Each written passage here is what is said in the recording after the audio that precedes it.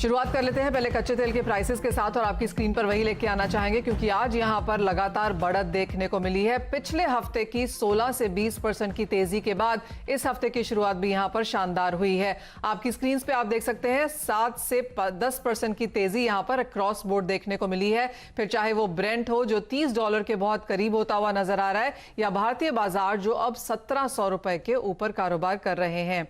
एक नजर यहां पर सोने चांदी पे डालेंगे। यहां पर हमने सेफ हेवन की मांग आते हुए नहीं देखी है। मुनाफा वसूली का आज दूसरा लगातार दिन यहां पर देखने को मिला है। $1700 के नीचे सोने के भाव और भारतीय बाजारों में करीब आधे % की गिरावट यहां पर भी है। मेटल्स की अगर बात करें तो यहां पर दिन अच्छा रहा। कॉपर, निकल जैसे मेटल्स में खरीदारी फिर से लौटी है। पिछली 2-3 दिन की मुनाफा वसूली के बाद यहां पर अब बढ़त देखने को मिली है। आपको याद दिला दें कि चीन के बाजार आज भी बंद थे। कल यहां पर बाजार खुलेंगे और कल सुबह से हम यहां पर ज्यादा वॉल्यूम्स और एक्टिविटी फिर से लौटता हुआ देखेंगे। एक क्विक नजर यहां पर एग्रीकल्चर कमोडिटीज पर भी डाल लेते हैं, जहां पर खाने के तेलों में हमने अंतरराष्ट्रीय बाजारों में गिरावट आते हुए देखी है और उसका असर यहां पर भारतीय बाजारों में भी पड़ता हुआ नजर आया है।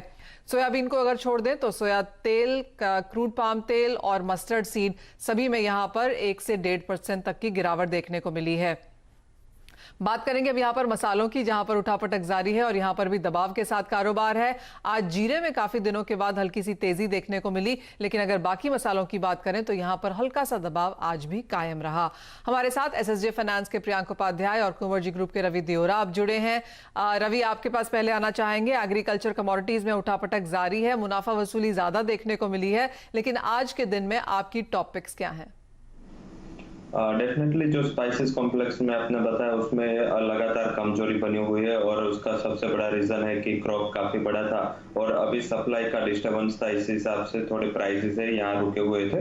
मुझे लग रहा है जैसे सप्लाई रिस्टोर होगी सबसे पहले स्पाइसेस में यहाँ से और गिरावट देखने को मिल सकते हैं। तो धनिया में मैंने सेल का रिकमेंडेशन दिया है। डाउन साइड टारगेट 5640 का रहेगा। 5840 के स्टॉप लॉस के साथ धनिया में बिकवाली की जा सकती है। वहीं दूसरी रिकमेंडेशन मेरी कैस्टर पे रहेगी। अगर चाइना रिस्टोर हो रहा है और ट्रेड एक्टिविटीज अगर between China and India restore हुई तो सबसे बड़ा एडवांटेज कैस्टर को मिलेगा, क्योंकि इस साल जो कैस्टर के प्रीमियम है जो कैस्टर ऑयल के वो करीबन जो उसकी 5 साल की एवरेज 20 रुपए की है वो अभी 100 रुपए के करीब चल रहा है। तो मेरे हिसाब से काफी पॉजिटिव रहेगा और क्रशिंग मार्जिन पॉजिटिव रहेगा तो उसका डिमांड भी स्पॉट मार्केट पे निकलेगा।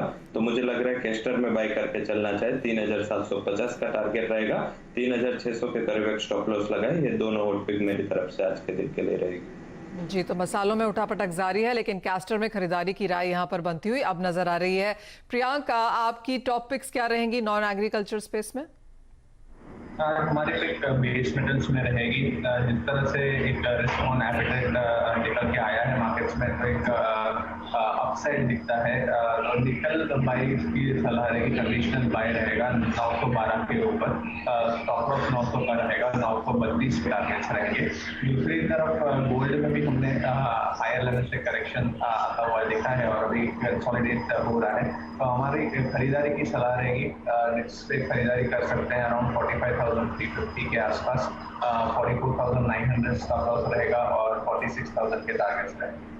चलिए, वो तो है अब यहाँ की हॉट पिक्स, लेकिन अब यहाँ पर रुक करेंगे मंडी की खबरों का, जहाँ पर हमने प्याज के भावों में लगातार गिरावट आते हुए देखी है। देश भर में लॉकडाउन के चलते इसका असर यहाँ पर प्याज की कीमतों पर भी है। डिमांड की कमी के कारण यहाँ पर दामों में गिरावट देखने को मिली है। अगर पिछले 5 हफ्तों की बात की जाए तो ऐसा माना जा रहा है कि लसल गांव में प्याज के दाम घटकर 50% तक यहाँ पर घटे हैं। जो 16 से 18 रुपए प्रति किलो चल रहे थे वो 8 रुपए किलो के आसपास अब यहाँ पर उसकी बात की जा रही है। हॉर्टिकल्चर प्रोड्यूसर एक्सपोर्टर एसोसिएशन के अजीत शाह हमारे साथ फोन लाइन पर हैं। मिस्टर शाह, नमस्कार, स्वागत है आपका कार्यक्रम में। प्याज के दामों में जो लगातार गिरावट देखने को मिली है, इस बार फसल भी बेहतर है। किस तरह से आप करंट दामों को देखते हैं? मांग को लेकर अब इस वक्त क्या चिंताएं हैं और आगे जाके प्राइसेस आपको कैसे नजर आते हैं? नहीं, देखो अभी क्या प्रॉब्लम क्या हुआ है कि लॉकडाउन होने से अभी ये टाइम पे फार्मर का माल सब स्टॉक में जाता है, मगर लेबर लोग का प्रॉब्लम होने के हिसाब से स्टॉक नहीं हो रहा है माल का जी। और दूसरी चीज यह है कि इंटरनेशनल सब जगह पे भी लॉकडाउन चालू है तो एक्सपोर्ट की डिमांड भी बहुत कम हो गई है और शिपिंग में भी थोड़ा प्रॉब्लम आ रहा है। तो वही हिसाब से यहाँ पे डिमांड थोड़ी कम हुई है और उसके हिसाब से प्राइस में गिरावट आई है। मुझे लगता है कि लॉकडाउन खुलेगा तभी थोड़ा प्राइस ऊपर आ सकता है, और ये टाइम पे क्रॉप भी अच्छा है, तो मुश्किल से ये जो अभी 7-8 रुपया है उसका 1-8 रुपया का बढ़ने का चांसेस है, मगर चांसेस बहुत कम है भाव बढ़ने का। अजीत जी, क्या फसल है, कैसे क्वांटिफाई कर रहे हैं आप लोग उसको, और इस बार ऐसा माना जा रहा है कि लास्ट ईयर से तो क्वांटिटी तो आप समझिए कि 10 से 20% ज्यादा है। ओके, 30% ज्यादा है। हाँ, 20% ज्यादा है। प्रॉब्लम 30% ज्यादा है। ओके। और मेन तो प्रॉब्लम ये है कि लॉकडाउन जो ये टाइम पे कम से कम स्टॉक चालू होते हैं, व्यापारी लोग, ट्रेडर्स लोग और फार्मर लोग स्टॉक करते हैं, ज्यादा ट्रेडर्स लोग स्टॉक करते हैं, तो ये टाइम पे लॉकडाउन होने से स्टॉक नहीं हो रहा है जी। अजीत जी, नेफेड की तरफ से जो खबरें आई हैं उन्होंने कहा है कि वो 50,000 टन इस बार स्टॉक करने वाले हैं, प्रोक्योर करने वाले हैं। हमेशा हम देखते हैं जुलाई से सितंबर के बीच में मांग निकलती है, और नेफेड ने कल से यहाँ पर प्रोक्योरमेंट शुरू की भी है। आपको लगता है नेफेड के बाजार में उतरने से भावों को कुछ सपोर्ट मिलेगा? सर, फार्मर लोग एक हफ्ते से राह देख रहे थे, नाफेड उतरेगा तभी भाव थोड़ा बढ़ेंगे, मगर नाफेड अभी उतरी है कल से, पर उसकी क्वांटिटी कितनी जाएगी? वो लेके वो रोज नहीं लेते ना, वो लोग फिक्स प्राइस करके लेते हैं जी। तो वो हिसाब से हाँ, उसके आने से थोड़ा सेंटिमेंटल में फर्क आएगा, मगर खास बहुत ज्यादा फर्क नहीं आएगा। एक्सपोर्ट्स को लेके अजीत जी आप क्या कहेंगे, क्या दिक्कतें आ सकती हैं? क्योंकि ऐसा माना जा रहा है कि सिर्फ भारत में नहीं, बाकी कई सारी प्रोड्यूसिंग कंट्रीज में इस बार अनियन की जो फसल है वो काफी बेहतर हुई है, तो आपको लगता है कि एक्सपोर्ट भी यहाँ पर हो पाएगा इस बार? एक्सपोर्ट हो जाएगा, एक्सपोर्ट में प्रॉब्लम नहीं है, क्योंकि अपना इंडिया का प्राइसेस सबसे इंटरनेशनल में सब में लोएस्ट है। और यहाँ भी एक प्रेजेंट तो खाली चाइना में जो फसल हुई है, बाकी ऑल ओवर वर्ल्ड में कहाँ भी फसल नहीं है, मगर लॉकडाउन के हिसाब से लेबर का प्रॉब्लम होने से ऑल ओवर वर्ल्ड में सेल्स कम है।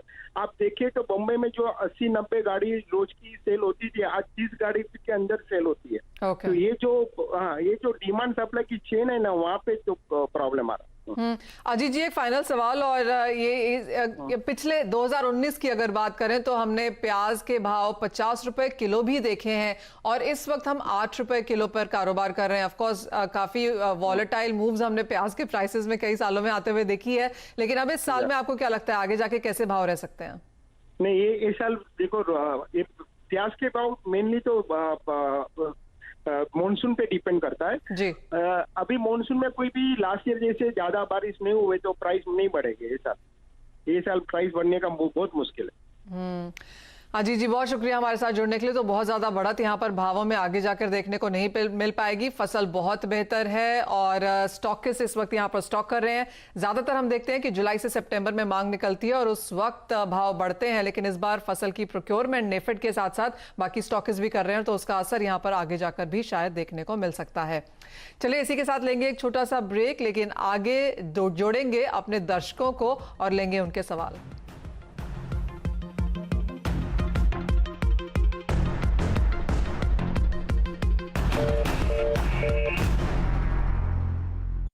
क्या आपको अपने ट्रेड की जानकारी उसी दिन स्टॉक एक्सचेंज से सीधे एसएमएस या ईमेल पर मिलती है? क्या आप जानते हैं सभी स्टॉक एक्सचेंज अपने इन्वेस्टर्स को फ्री में ये जानकारी मुहैया कराते हैं? अगर आपको ये मैसेज नहीं मिलता तो इसका सीधा मतलब है कि आपने स्टॉक ब्रोकर को अपनी जो कॉन्टैक्ट डिटेल्स दी हैं उसे अपडेट नहीं किया गया है। तो तुरंत अपने सेबी रजिस्टर्ड ब्रोकर के पास अपना एड्रेस, ईमेल आईडी और मोबाइल नंबर अपडेट कराइए, ताकि एक्सचेंज सीधे आप तक आपकी ट्रेडिंग की जानकारी पहुंचा सकें। ध्यान रखिए, आपकी अपडेटेड केवाईसी जानकारी आपको भविष्य में होने वाली कई परेशानियों से बचा सकती है। सुरक्षा सोच कर, समझ कर, इन्वेस्ट कर। एनएसई द्वारा निवेशकों के हित में जारी। पहली चाल, शानदार रणनीति, बदलेगी आपकी किस्मत। मार्केट की हर बाजी होगी आपकी, जब तैयारी होगी पूरी। देखिए पहला सौदा सिर्फ सीएनबीसी आवाज पर। के प्रायोजक है फॉर्चून चक्की फ्रेश आटा, सॉफ्ट रोटी का वादा।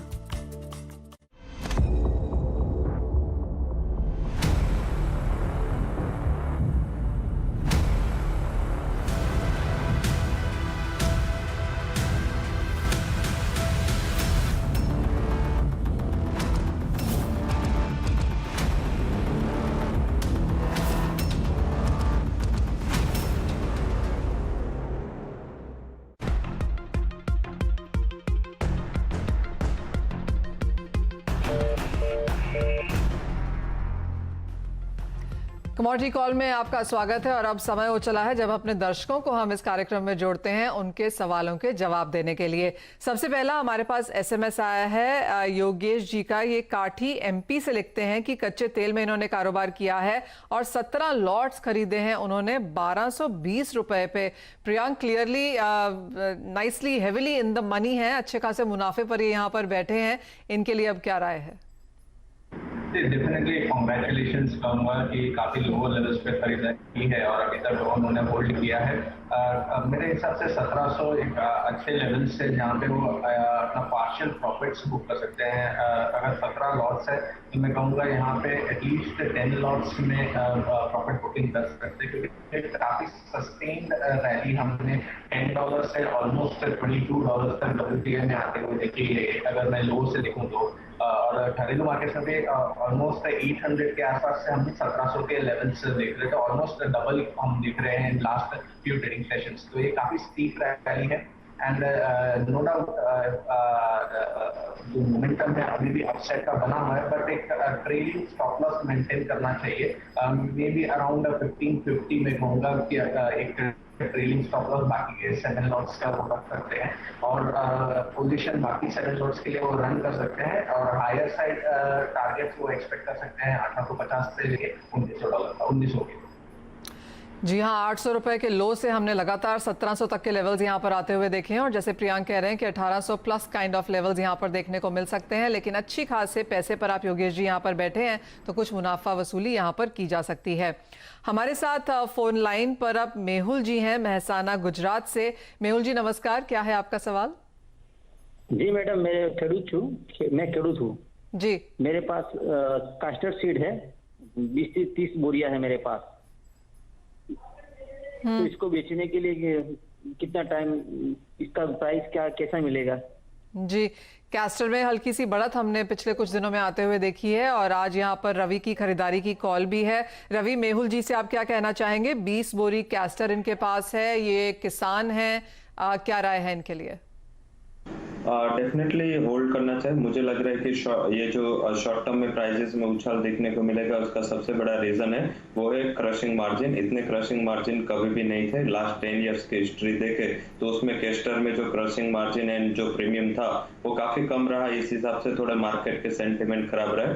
मुझे लग रहा है कि लॉकडाउन जैसे ओपन होगा ऐसे क्रशिंग डिमांड निकल के आएगी। आप अगर फार्मर है, आपके पास अगर फिजिकल में स्टॉक है, मेरे हिसाब से यहाँ से 4000 के टारगेट के लिए रुकना चाहिए। आज के अगर अभी करंट मार्केट प्राइस से देखें तो यहाँ से 400 रुपए के अपसाइड आपको यहाँ से एक्सपेक्टेड है, तो होल्ड करें और 4000 के करीब अगर मिलता है तो वहां पे एक बार मंडियों में सेल कर दे। चलिए होल्ड कीजिए, क्रशिंग सीजन यहाँ पर लॉकडाउन के बाद जारी हो सकता है तो सपोर्ट यहाँ पर कैस्टर में आगे भी मिलने की उम्मीद है।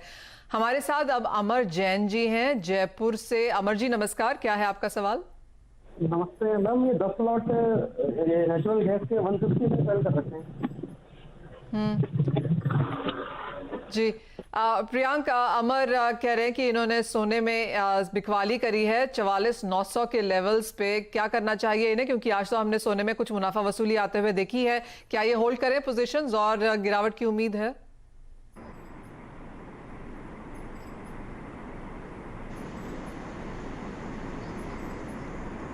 प्रियांक, सोने में क्या करना चाहिए? अमर जी को बिकवाली की है इन्होंने 44,900 पर।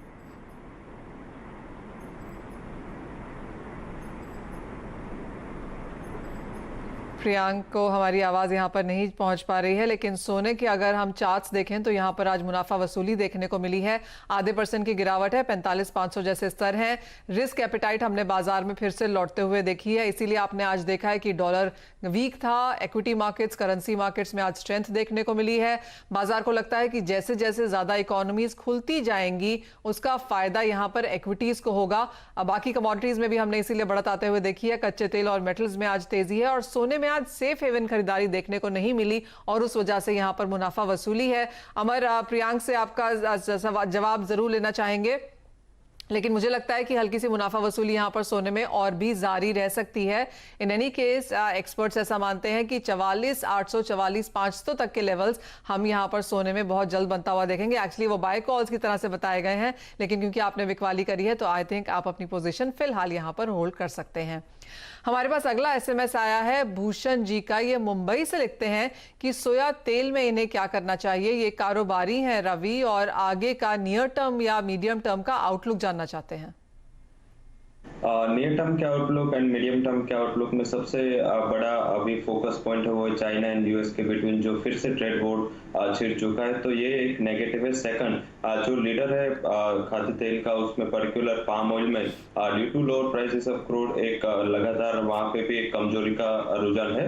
मेरे हिसाब से जैसे सप्लाई रिस्टोर होगी यहाँ से और प्रेशर आना चाहिए प्राइसेस में। अगर आप कारोबारी हो और आपके पास अगर स्टॉक ऑलरेडी है तो मेरे हिसाब से 770 780 के करीब एक बार आ जाए तो वहां पे आप अपना पोजीशन बुक कर ले। मुझे ज्यादा तेजी सोया ऑयल में नहीं दिख रही। यहाँ से मुझे लग रहा है ये सीजन में मींस करीबन नियर टर्म में 700 रुपए तक के लेवल्स आपको दिखने चाहिए। जैसे सप्लाई रिस्टोर होगी और कुछ negative development between China and US में ट्रेड को लेके होगे तो और प्रेशर यहाँ से एक्सपेक्टेड है। सोया तेल के बारे में तो आपने बताया रवि, लेकिन बाकी खाने के तेलों में इस वक्त क्या उम्मीद है? क्योंकि हमने सीपीओ में काफी गिरावट देखी है, 9 महीने के लोज पर उससे आते हुए देखा। आरएम सीड में भी कोई बहुत सपोर्ट नहीं देखने को मिला है। तो ओवरऑल पूरे सेक्टर के बारे में क्या राय है?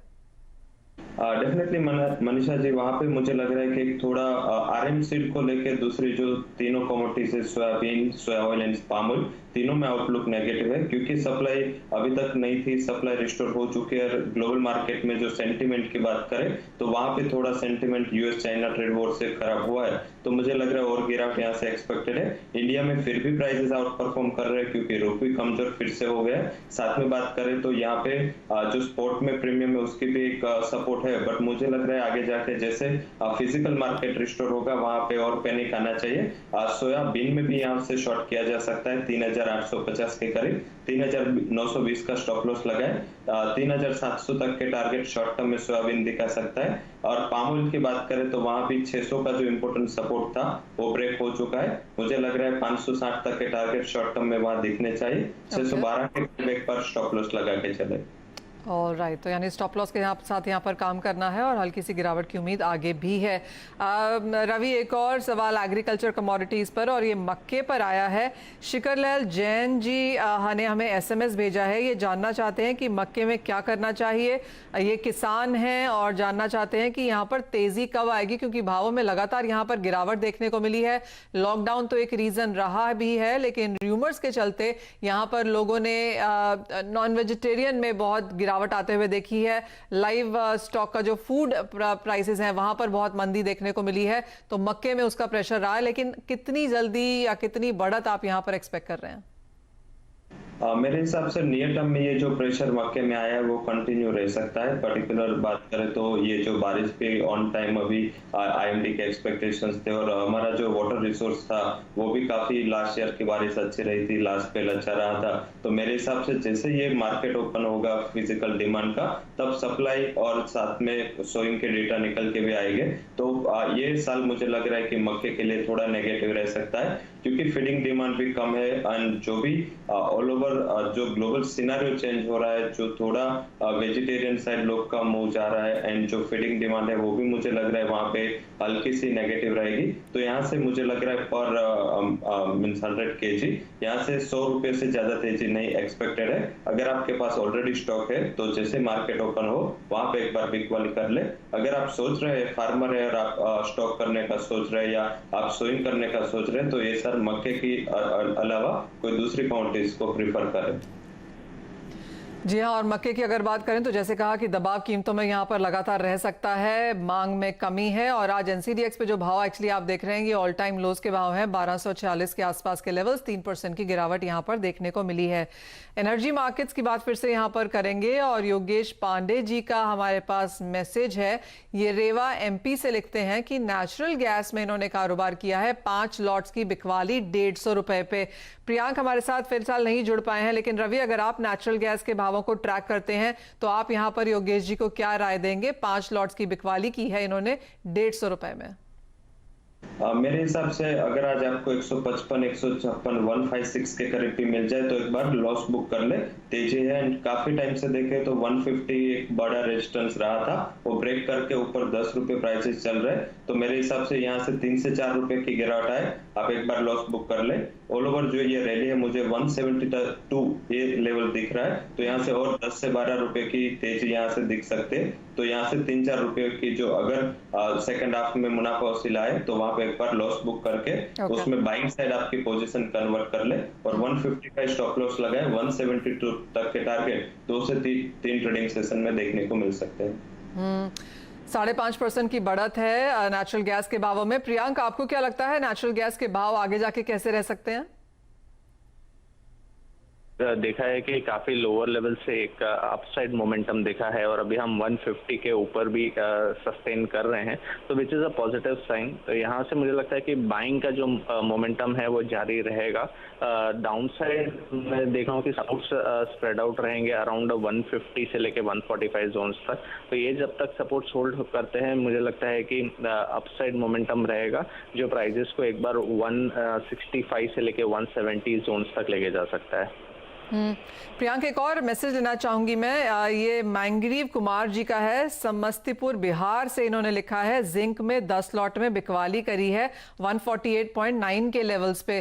जिंक ऑफ कोर्स थोड़ा सा ऑफ राडार रहा है पिछले कुछ दिनों में, क्योंकि यहाँ पर उठापटक ज्यादा रही है, स्मॉलर कमोडिटी है और मूव्स यहाँ पर ज्यादा हैं। लेकिन जो 10 लॉट जिंक के इन्होंने बेचे हैं 148.9 के, इन लेवल्स पे अब आप इनको क्या राय देंगे? लेवल्स पे मुझे लगता है कि एक कंसोलिडेट हो रहा है जिंक के प्राइसेस। अगर मैं बात करूं लास्ट फ्यू ट्रेडिंग सेशंस की, तो 146 से लेके 154 ये एक रेंज बना है मार्केट्स में। प्लस जिस तरह से बेस मेटल्स का आउटलुक थोड़ा पॉजिटिव दिख रहा है, एक बाइंग मोमेंटम कॉपर निकल दोनों में दिख रही है, तो इसका फायदा जिंक को भी शायद मिल सकता है। कंसोलिडेट करके मे भी ब्रेकआउट ऊपर की तरफ आए, तो इनके शॉर्ट पोजीशंस के लिए मैं उनको स्टॉप लॉस सजेस्ट करूंगा 151.5 का। अगर उसके ऊपर प्राइसेस सस्टेन करते हैं तो उनको शॉर्ट पोजीशन में से एग्जिट लेना पड़ेगा। ऑलराइट, सो यानी कि आप होल्ड कर सकते हैं लेकिन अपने स्टॉप लॉसेस यहाँ पर जरूर लगाएं। तो क्लियरली नेचुरल गैस में वो राय आती हुई जहां पर 6% की बढ़त हमने यहाँ पर आते हुए देखी है। दर्शकों ने, कईयों ने तो यहाँ पर काफी मुनाफा कमाया है और कुछ की पोजीशंस ऐसी हैं जहां पर उन्हें शायद अपने लॉसेस भी कट करने होंगे। लेकिन प्रियांक और रवि, आप दोनों का ही बहुत शुक्रिया हमारे सभी दर्शकों के लिए यहाँ पर हाजिर रहने के लिए और उनकी स्ट्रैटेजीज बनाने में मदद करने के लिए। फिलहाल कमोडिटी कॉल में इतना ही, लेकिन आप देखते रहिए CNBC आवाज।